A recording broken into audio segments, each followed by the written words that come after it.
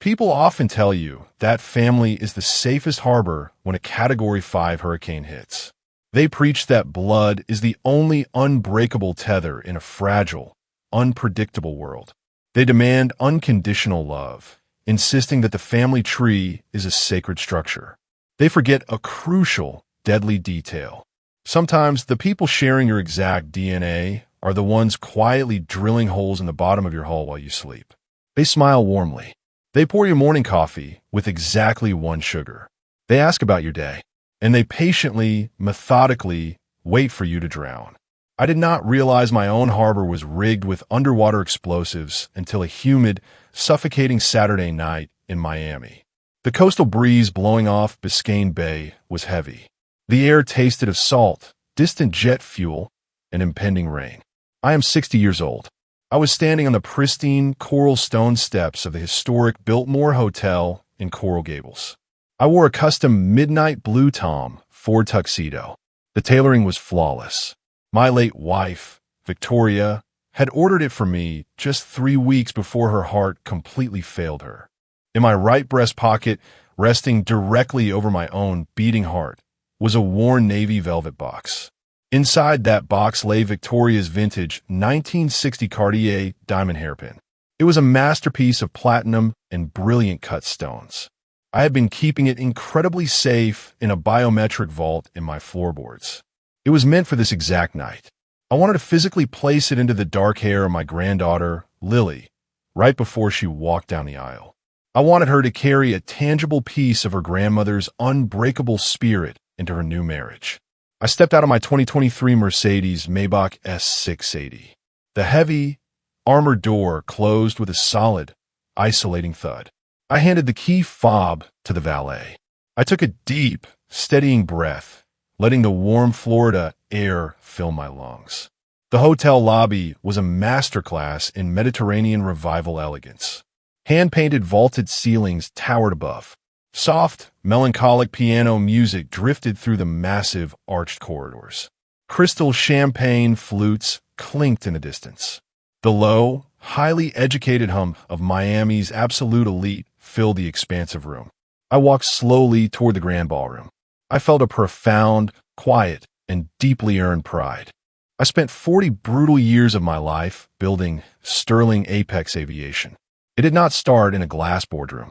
It started with a single, leased, rust bucket cargo plane flying highly turbulent, dangerous routes over the Caribbean Sea in the 1980s.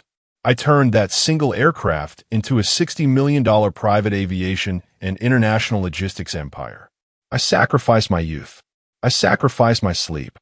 I spent decades inhaling exhaust fumes, navigating brutal corporate turbulence, and fighting off vicious competitors.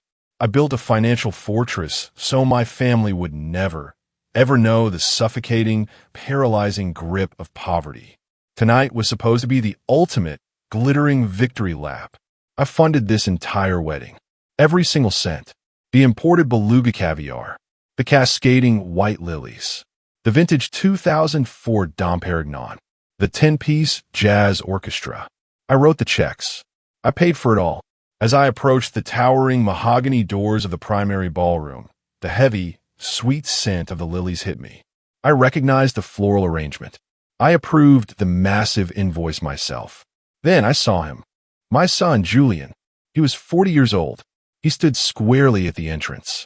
He looked sharp in a tailored, velvet lapel tuxedo. For a fraction of a second, my chest tightened with a familiar, blind paternal affection. I thought he was waiting there specifically to greet me, to walk the patriarch of the family to the head table. I raised my right hand to wave. The smile on my weathered face completely died. Julian's posture was rigid, stone cold. His jaw was locked so tight the muscles in his cheek violently twitched. His eyes darted nervously, constantly scanning the wealthy crowd mingling inside the ballroom. There was absolutely zero warmth in his face. None. He stepped directly into my path. He widened his stance. His broad shoulders physically blocked the heavy double doors. "Dad," Julian whispered. His voice was low, strained, thick with an unnatural, vibrating panic. "What are you doing here?" The question threw me completely off balance. The absolute absurdity of it stalled my highly analytical mind. What do you mean, Julian? I asked, keeping my tone perfectly civil. I am here for Lily's wedding. I brought your mother's diamonds for her. Julian swallowed hard. His Adam's apple bobbed sharply against his stiff white collar. He looked over his shoulder, checking if anyone inside was watching. He turned back to me. His expression hardened into a flawless mask of pure, calculated indifference. Dad, you're not on the list, he said. He did not blink. I stared at him. I tried to process the specific sequence of words. Not on the list. Julian, I am the patriarch of this family. I am the grandfather of the bride. I paid for the floor you are currently standing on. There was a mistake with the seating chart, Julian said. His voice was flat, empty, devoid of a single human emotion. The venue is at strict capacity. The fire marshal is inside right now doing a head count. There is literally no chair for you in there, Dad. Go home. Go home before you cause a scene and ruin Lily's night. My blood turned to solid ice. The sheer, unadulterated audacity of his words hung in the humid air like a physical, heavy blow to my ribs. A mistake. Strict capacity. Exactly 6 months ago, Julian had come to my oceanfront house. He was physically shaking. He sat in my study and begged for financial salvation. He claimed the IRS was launching a brutal, comprehensive audit on his personal accounts. He spun a terrifying, highly detailed narrative about federal agents and frozen assets. He begged me for $1.8 million. He said it was to pay the federal fines, keep him out of federal prison, and secure a modest, quiet wedding for Lily. I was drowning in the fresh grief of losing Victoria.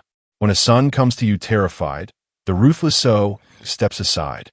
The protective father takes the wheel. Without a single second thought, I authorized the wire transfer. I funded this lavish, extravagant affair. And now, the boy who took my millions was standing in a doorway, looking me dead in the eye and telling me there was no chair. Before I could construct a logical response, a second figure stepped out from the deep shadows of the ballroom corridor. It was my daughter-in-law, Camilla. She was 38. She wore vaqueris, emerald green Oscar de la Renta silk gown. 3-carat diamond drop earrings dangled from her lobes. She held a crystal flute of champagne. She slipped her slender arm tightly through Julian's. She looked at me with pure, unadulterated disgust. It was the exact look you'd give a stray, diseased animal begging for scraps at a 5-star restaurant. Nathaniel, what part of go home do you not understand? She sneered. Her voice dripped with toxic venom. This is an exclusive event. We cannot have you wandering around looking confused. We have important people here tonight. I looked past her bare shoulder. The heavy doors were open just enough. I saw the crowd. These were not friends of the bride. I recognized the faces immediately. I saw senior venture capitalists from the Brickell financial district. I saw global aviation magnates. I saw the politicians I used to lobby. My peers. My ruthless competitors. And they were actively watching me. They were whispering behind their crystal glasses.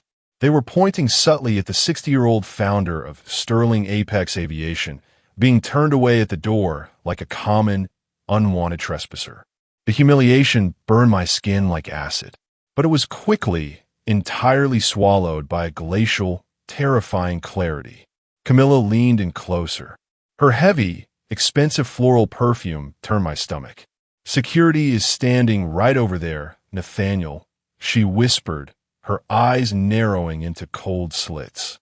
If you do not turn around and walk out those doors right now, I will have them drag you off the premises. Do not test me. Any other man would have screamed. Any other father would have physically smashed those doors open. I did not. I did not survive 40 years in the global corporate shark tank by throwing emotional tantrums. Screaming would only validate whatever vicious lies they had already told that crowd of billionaires about my mental state. I looked at the diamonds hanging from Camilla's ears. I paid the jeweler for those stones. I looked at Julian, my son. He stared firmly at the polished marble floor, too cowardly to meet his father's gaze. I didn't say anything. I stayed completely quiet. It is fine, Julian, I said. My voice was dangerously calm, perfectly leveled. I understand completely. I did not confront them that night. Let me explain why. Asterisk, please find a comfortable seat. This story is going to take you somewhere very far and very dark. Hit that like button and drop a comment below letting me know where you're watching from. Trust me, you're going to love it here. Asterisk. I did not wait for a single word response. I turned my back on them. I walked away. The heavy mahogany doors clicked shut behind me. They sealed the warmth, the jazz, and my traitorous family inside. I did not look back. I walked smoothly through the grand lobby. My hard leather shoes echoed sharply against the stone floor. The valet looked shocked to see me return in under 10 minutes, but he sprinted to retrieve my Maybach. When I stepped out into the humid Miami night, the thick, heavy air brought me violently back to my senses. I slid into the quiet, soundproof leather interior of my car.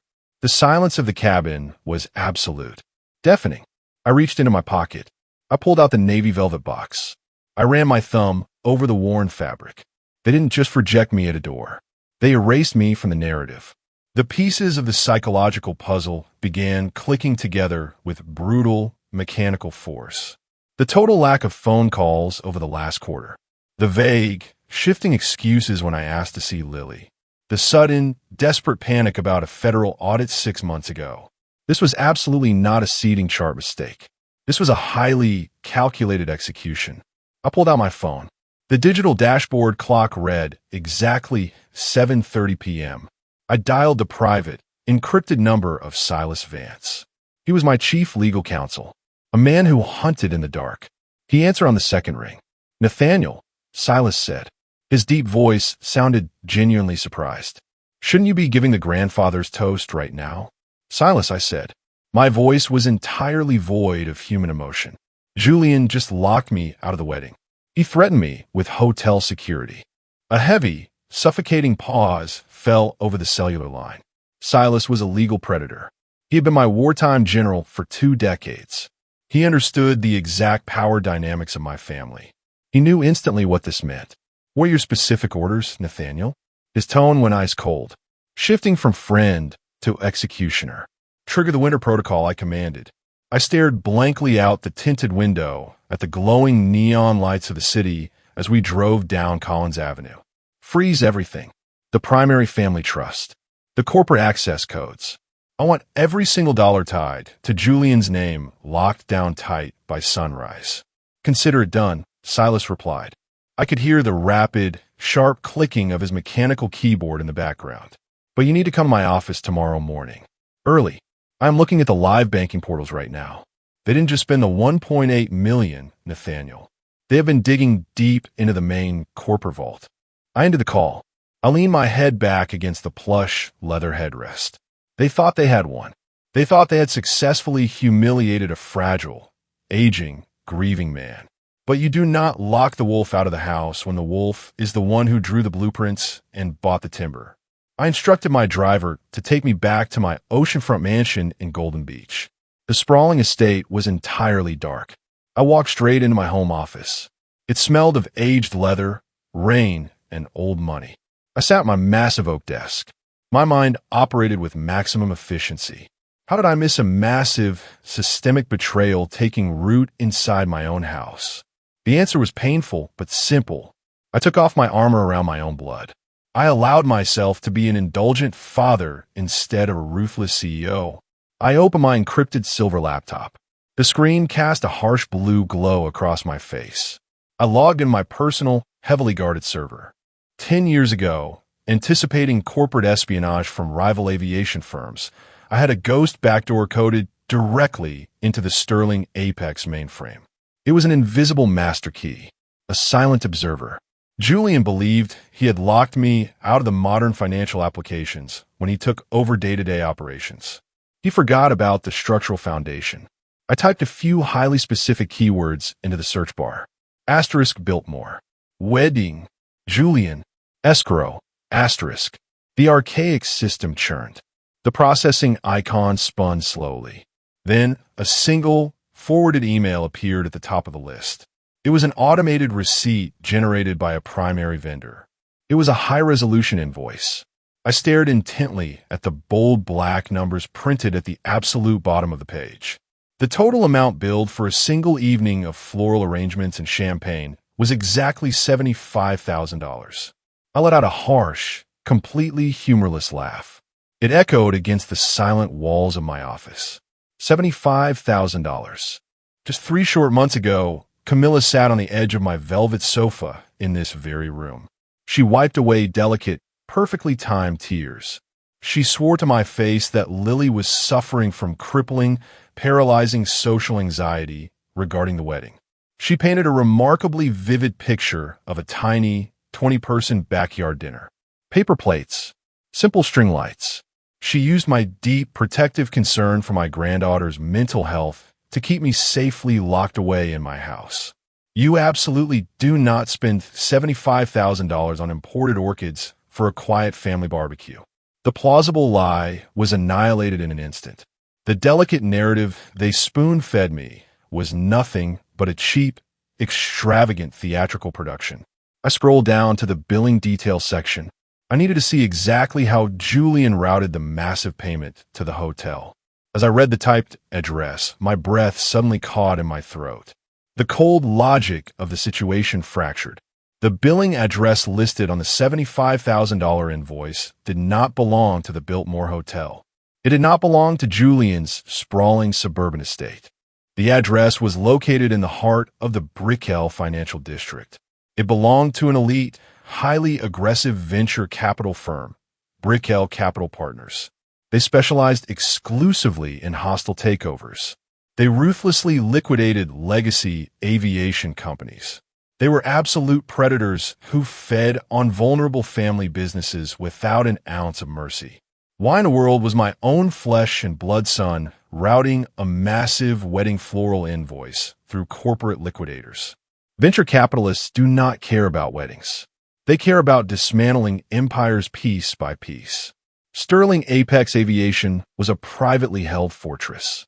I held the absolute controlling interest. There was only one possible way a predatory firm could ever get their hands on my company. The controlling shareholder had to willingly step down. Or the controlling shareholder had to be declared legally incompetent to manage his own affairs. That single, terrifying thought was the master key. It unlocked a deeply unsettling, chilling memory from exactly 2 weeks ago. 2 weeks ago, Julian and Camilla had cornered me in my own kitchen. They put on masks of agonizing, profound worry. They claimed I was constantly repeating myself, leaving the front doors unlocked, forgetting minor details about corporate accounts, staring off into space for hours. They painted a highly detailed picture of a man rapidly losing his grip on reality. They forced me to take a comprehensive cognitive evaluation at a private, highly exclusive Miami clinic. They framed it as a simple routine checkup, just to give everyone some peace of mind before the stress of the wedding. They cornered me with their faux love. I sat in the sterile, brightly lit examination room. I took the rigorous tests. I answered memory prompts. I solved complex spatial reasoning puzzles. After 2 hours, the neurologist smiled warmly. He told me my cognitive function was completely flawless. He said my mind was as sharp as a man half my age. He assured me there was absolutely zero evidence of dementia, Alzheimer's, or any cognitive decline. I walked out into the corridor to share the wonderful news with my son. I caught their reflection in a heavy glass door before they saw me. They were not relieved. Julian was furious. His jaw was clenched so tightly the muscles bulged. His face was flushed with dark red anger. Camilla was gripping his arm. Her eyes were wide with absolute, unadulterated panic. They looked exactly like 2 criminals whose master plan had just been catastrophically derailed.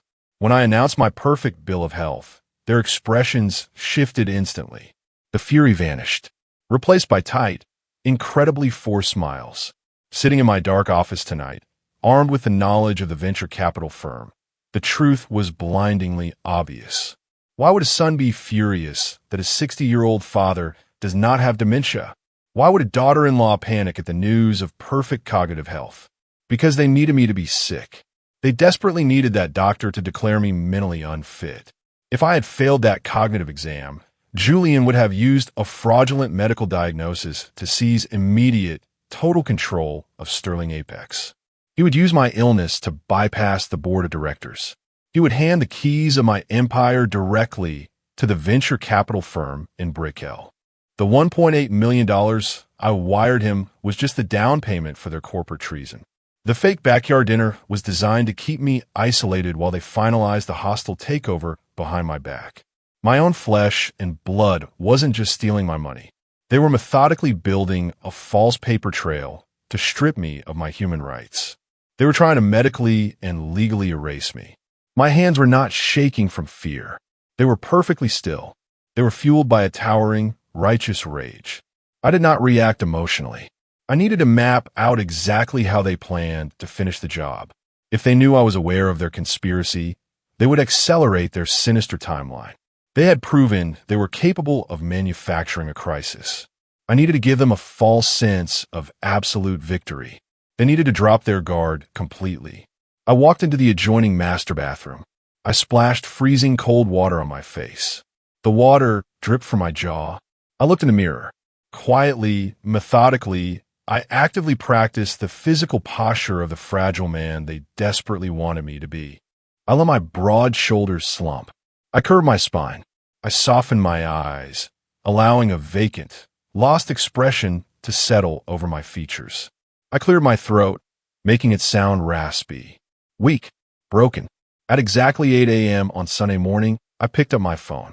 Julian and Camilla would be waking up with heavy, expensive champagne hangovers.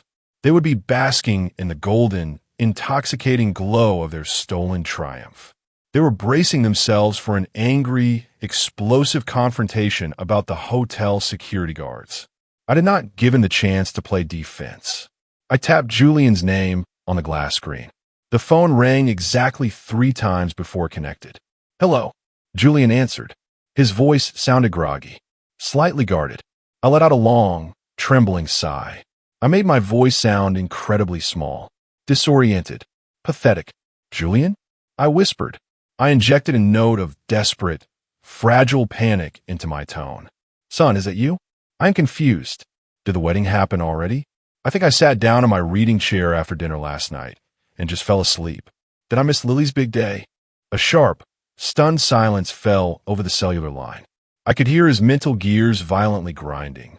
He had been preparing for a furious corporate titan. Instead, he was getting a senile old man who did not even remember leaving his own house. I squeezed my eyes shut. I forced my voice to crack. "I am so sorry, Julian," I whimpered. I sounded absolutely heartbroken. My head has been so foggy lately. Please tell me I didn't ruin the small backyard dinner. When Julian finally spoke, the defensive tension was completely gone from his voice. It was instantly replaced by a thick, syrupy layer of pure, arrogant condescension. "Oh, Dad," Julian sighed. He sounded exactly like a frustrated parent talking to a dim-witted toddler. "It is completely fine. We were wondering where you were. But Camilla said you were probably exhausted from the grief. You have been so confused lately, Dad. It is for the best." I gripped the solid oak edge of my desk. I squeezed so hard my knuckles ached. But I kept my voice perfectly pathetic. "Was it beautiful?" I asked weakly. "It was perfect, Dad," Julian replied. The lies slipped effortlessly through his teeth. "Just 20 people. Very simple. Very quiet. Lily wore a simple cotton dress. She missed you, of course. But she understood. We all know you are not yourself these days. You need a rest. You need to stop worrying about anything complex." I wanted to scream. I wanted to tell him about the $75,000 floral invoice. I wanted to tell him I saw the venture capitalists dancing under crystal chandeliers while I stood in the humid dark. I wanted to rip the phone apart, but I played the senile fool exactly as they needed me to. "I'm just so tired, son," I murmured. I let my voice trail off into a weak, airy whisper. "I feel like I'm losing my mind. Thank you for taking care of everything for me. Don't worry about a single thing, Dad," Julian said. His tone was swelling with arrogant pride. "Camilla and I have everything completely under control. You just stay in the house and rest. We will come by in a few days to sort out your new schedule. Just relax." I thanked him profusely. I apologized for my failing memory again. I said goodbye. I waited for the distinct electronic click of the call disconnecting. The click never came. Julian, in his arrogant, hungover state, had pulled the phone away from his ear, but he failed to press the red button to end the call properly. The line remained wide open. I stood completely frozen in my home office. I barely dared to breathe. Through the tiny speaker, I heard the background noises of his master bedroom. I heard the rustle of 1,000 thread count silk sheets. I heard the soft, heavy thud of the cell phone being carelessly tossed onto a wooden nightstand. Then, I heard Camilla's voice. Muffled, but perfectly clear. Was that him? She asked. Her tone was sharp, alert. Was he furious about the security guards last night? I pressed the phone tighter against my ear. Julian let out a cruel, booming laugh. It sent a shiver of absolute physical disgust straight down my spine. Furious? Julian scoffed. His voice dripped with victorious contempt. He doesn't even remember going to the hotel. He thinks he fell asleep in his reading chair and missed a simple backyard barbecue. I told you the isolation would break him down. He was crying, Camilla, apologizing for his bad memory. He is completely lost. There was a brief, agonizing pause. Then, Camilla let out a deeply satisfied, purring sigh. Is perfect, she said smoothly. I was so worried we would have to fight him on the transfer of corporate power. But his brain is finally turning to mush, just like we needed it to. And the best part? What? Julian asked. The bank officially accepted the forged signature on the mansion's deed, Camilla boasted. My blood ran completely, entirely cold. I know, Julian laughed. We leveraged his oceanfront house for an extra $4 million in cash. We used it to charter that massive super yacht for the venture capitalists tomorrow night. We are selling the company for $60 million on Monday morning. By the time the bank realizes the mortgage is totally fraudulent, we will be drinking margaritas in the Cayman Islands. Call the clinic, Camilla commanded. Her voice suddenly turned cold and brutally efficient. Tell them we're moving the timeline up right now. We don't need to wait. Tell them we are coming in to sign the permanent guardianship papers. And then we finally move him to the closed psychiatric ward on Tuesday. The line went dead. I slowly lowered the phone from my ear. I placed it flat on my desk. I sat completely frozen in the silence for a long time. The sheer magnitude of their betrayal settled deep into my bones. We move him on Tuesday. In 48 hours, they intended to strip away my legal rights. Force me into an asylum. Lock me away. They wanted to bury me alive. But the forged signature on my mansion? That was a fatal, catastrophic miscalculation. The shock evaporated. A pure, glacial wrath settled permanently into my foundation. I was no longer an indulgent father. I was the founder of Sterling Apex Aviation, and my son had just declared a hostile takeover of my life. I did not sleep. I showered. I put on a tailored Navy suit. I drove through the dark, empty streets of Miami. The rain was beginning to fall in heavy, rhythmic sheets. At exactly 5 a.m., I arrived at Silas Vance's law firm in the Brickell district. The lobby was deserted. I took the private elevator to the top floor. Silas was already waiting in a secure, soundproof conference room. I sat down. I told him everything. I recounted the agonizing phone call, the $1.8 million, the planned Tuesday psychiatric hold, and finally, I told him about the forged signature on the mortgage of my oceanfront mansion. Silas did not look alarmed. He smiled. It was a cold, deeply predatory smile. Nathaniel, Silas said, his voice a low rumble. Julian is an absolute fool. He leveraged a house you do not own. I nodded slowly. The brilliant architecture of my estate planning was doing exactly its job. 5 years ago, shortly after Victoria passed away, I had quietly transferred the deed to that mansion. I placed the property into a highly protected, irrevocable trust. The sole, exclusive beneficiary of that trust was my granddaughter, Lily. Julian didn't just forge your signature on a personal loan, Silas explained. His tone dripped with dark legal mockery. He fraudulently leveraged a property owned entirely by a federal trust. That constitutes federal bank fraud. It carries a mandatory 20-year sentence in federal prison. He handed them the rope. They tied the noose themselves.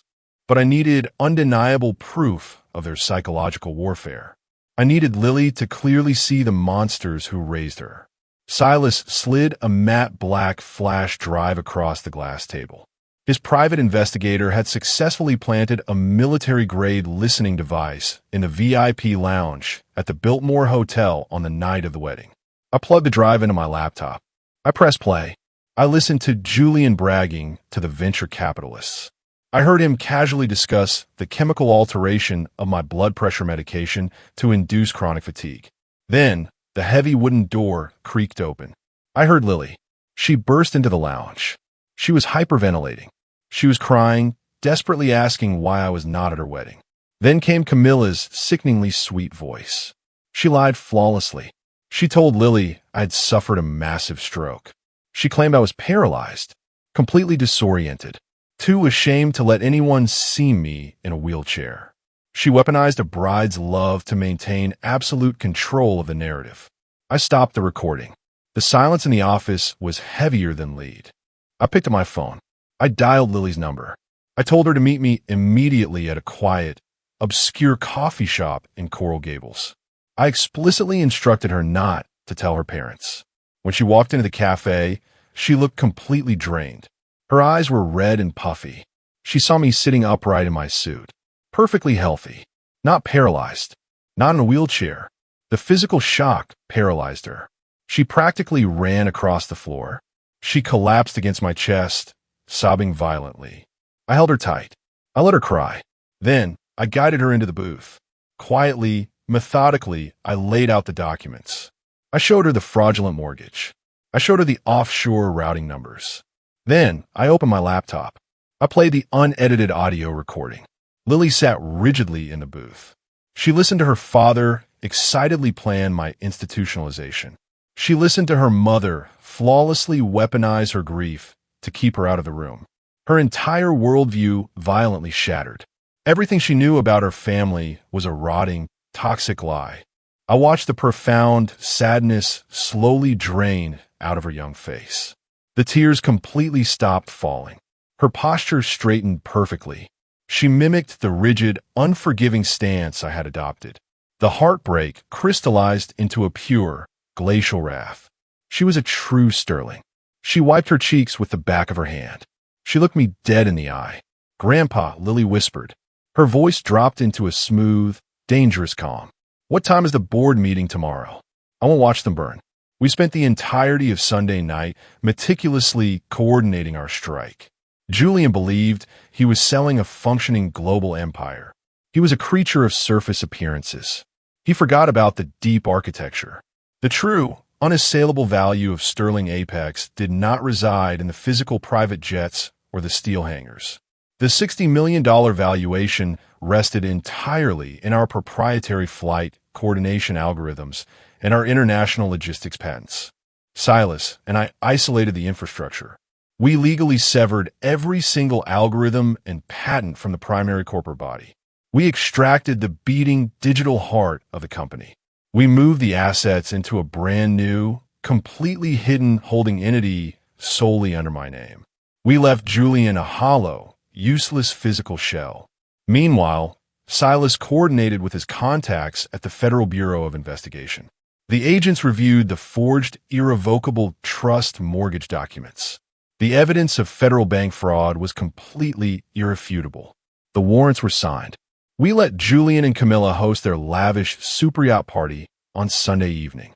We let them entertain the venture capitalists on a 150-foot vessel rented with $4 million of fraudulent money. We let them toast to their brilliant crimes. We pushed them to the absolute peak of their arrogance.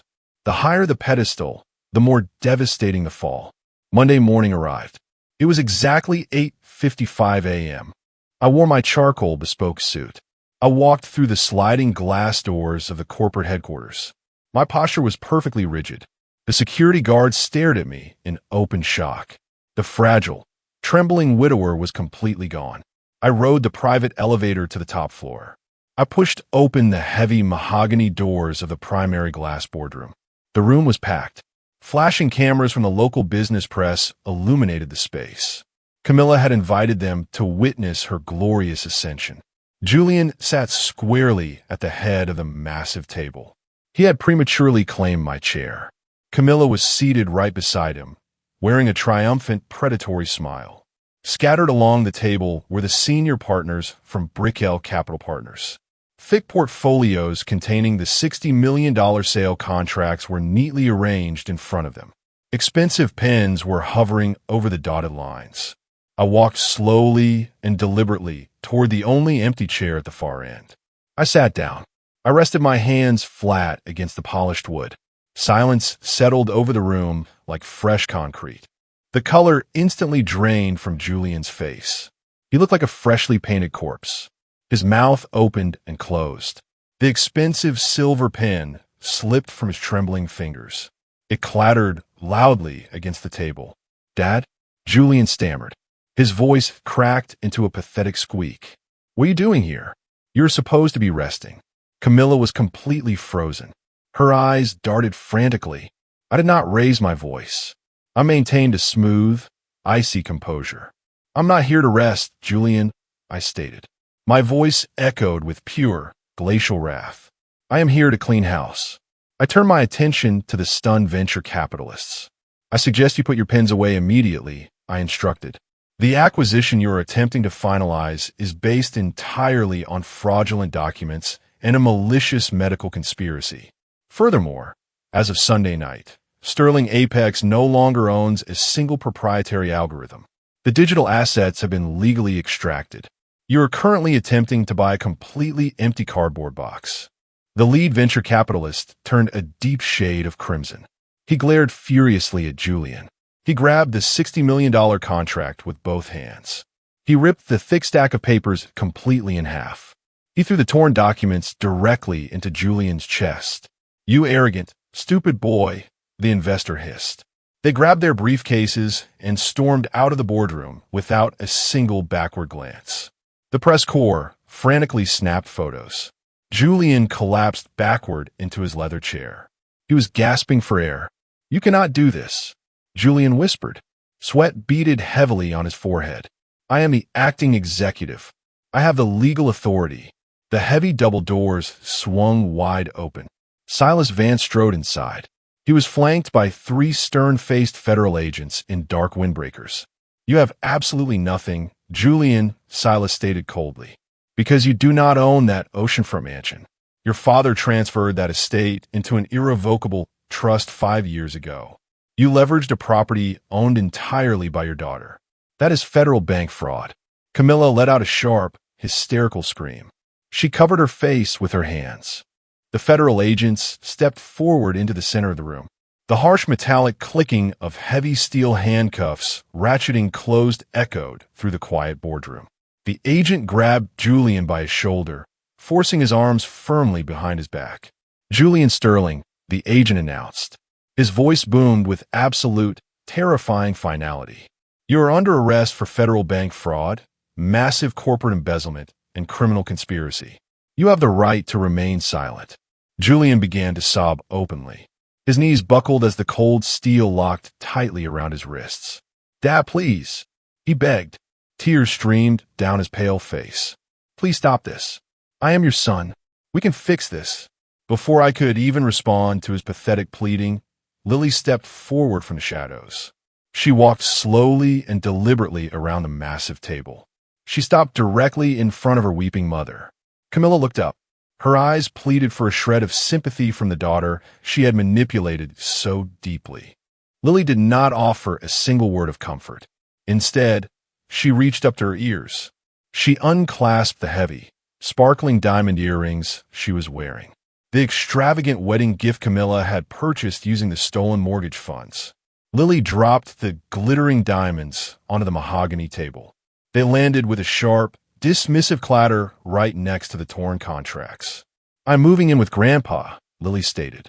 Her voice was perfectly steady and completely devoid of emotion. "You are absolutely dead to me." The federal agents began dragging Julian aggressively toward the exit. He dragged his feet, desperately fighting their firm grip.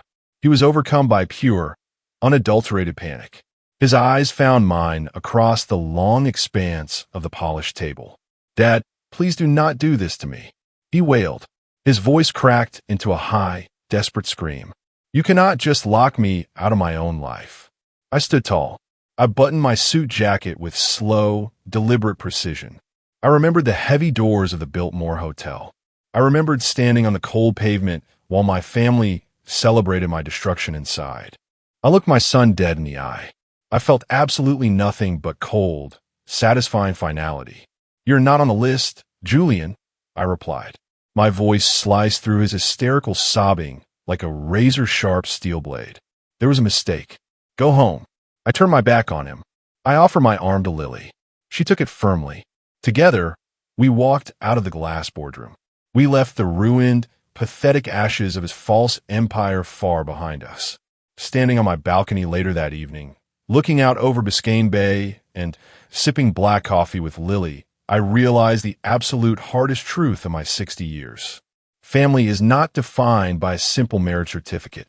It is certainly not guaranteed by shared blood. It is defined by absolute, unwavering loyalty. Sometimes, the only way to save your ship is to ruthlessly throw the mutineers overboard. Let that sink in.